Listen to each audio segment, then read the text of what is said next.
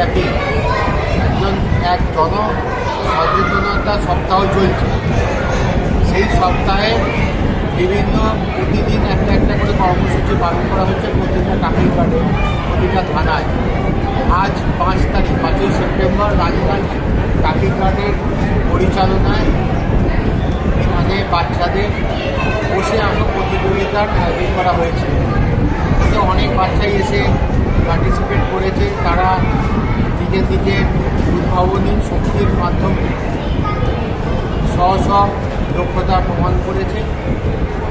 আর আমরা অ্যাকচুয়ালি এর মাধ্যমে সাধারণ মানুষের কাছে আমাদের এই মেসেজটা পৌঁছে দিতে চাই যে নিরাপদে চলুন, নিজে নিরাপদে থাকুন, বাড়ির লোককে নিরাপদে রাখুন। এটাই আমাদের লক্ষ্য, যেটা আমরা সেফ লাইফ কর্মসূচি হিসেবে পালন করে থাকি। যেহেতু বাচ্চারাই আমাদের জাতির ভবিষ্যৎ, সেই জন্য ছোটোদেরকে শেখাতে পারলেই তারা পরবর্তীকালে নিজের পরিবারে আমাদের মেসেজটা খুব সহজে পৌঁছে দিতে পারবে। সেই জন্য বাচ্চাদেরকে লক্ষ্য করেই আমরা এই প্রোগ্রামগুলো করেছি। বসে রাখা প্রতিযোগিতা ওটারই একটা নিদর্শন।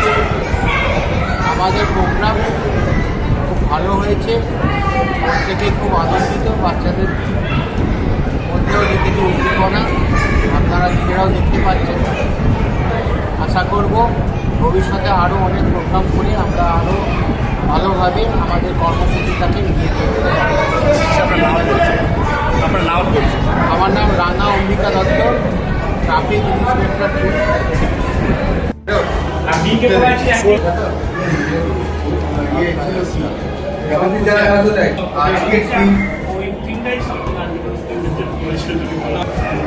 দেখুন বিচার করে ঠিক আছে।